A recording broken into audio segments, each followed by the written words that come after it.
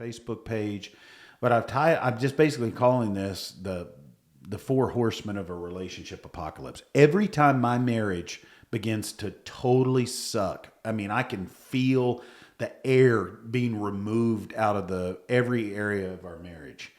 It's four things. Every time, and I'm going to say every time, it's one of four things every time. No, the first thing is criticism. If you live in your marriage where your criticism, and you're in a habit basically of pointing out your partner's flaws and faults instead of celebrating their strengths and successes, and I'm not saying you're always bragging on them, but you're constantly pointing their fault. This is when I feel the distance from Cindy. And I think you'd agree with Or that. even, wholeheartedly. And in not just speaking the criticism, but thinking on them all the time.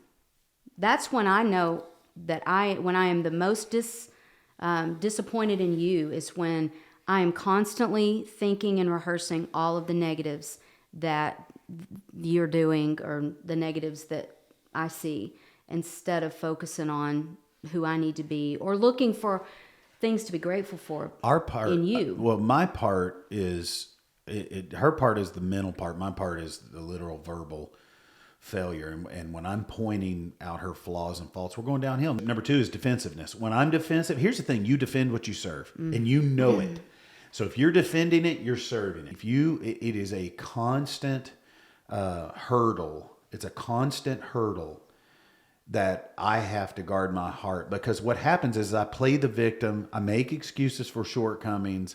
I deny and delay, and I'm constantly denying the responsibility by being offensive and and what I do is I turn things around. Yeah. And when I'm like that, we in any marriage is going to fail. I remember one of the breakthrough moments in our communication, specifically dealing with conflict, is when we heard someone say, "Are you listening to understand, or are you listening to defend?" And that was such a light bulb moment for me, because a lot of times when you're talking and you're sharing something with me that you're frustrated about, or something that's, something that needs to be confronted, I catch myself not even listening to you, because I'm trying to think of what I'm going to say back. And I'm totally missing the opportunity to connect, to understand, and to act in a way that's going to be beneficial for our marriage. So criticism, defensiveness. The third is this, and I'm going to say this is one that I'm battling a ton. I'm going to define it biblically. It's the word contempt, and I want to speak to the men for the next couple of seconds here. And what contempt is, it's a withdrawal of your love. It's rejection. It's abandonment. It's name calling. This is a biblical definition of contempt. It's basically feeling disdain toward your spouse, toward your wife, and then you're conveying that there's something wrong with them, not just wrong with their behavior. Listen to me. Oh, that's good. Listen to me. This is biblical definition of contempt. You're conveying to your wife, I'm failed here. Oh, and I'm me too. Whoa, oh, good. I thought you were going, whoa, yeah, you do a lot. But it's conveying there's something wrong with them. Yes.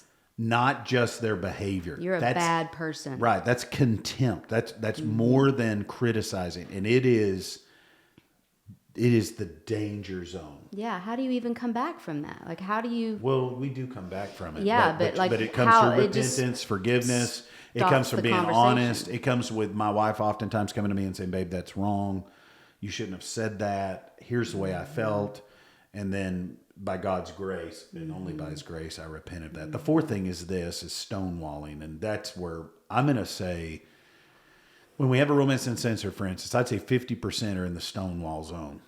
And they're living there. And stonewalling is basically you've thwarted the attempts to connect. You've thwarted the attempts to express love, or you're ignoring communication. You know what I mean? Like the manipulative stuff. And then, and when you respond, that or there's inquiry made, you're Just you know. indifferent, or you're Well, just you're a third playing grader. freeze out, or Bob Beal has one of the best books on it, that every psychological hurdle you have is from your third grade experience. And that's what stonewalling is. And I want to run over these again, and I want to be done. And I mean, I just feel like content wise, we could be, I'm not saying Joe Rogan and Jordan Peterson, but I am saying we could go an hour or 2 hours pretty easy here. By the way, I've never listened to a Joe Rogan podcast. yeah, we're not even halfway through. Number these. 4 is stonewalling. Criticism, defensiveness, contempt, stonewalling. These are guaranteed to take your marriage down.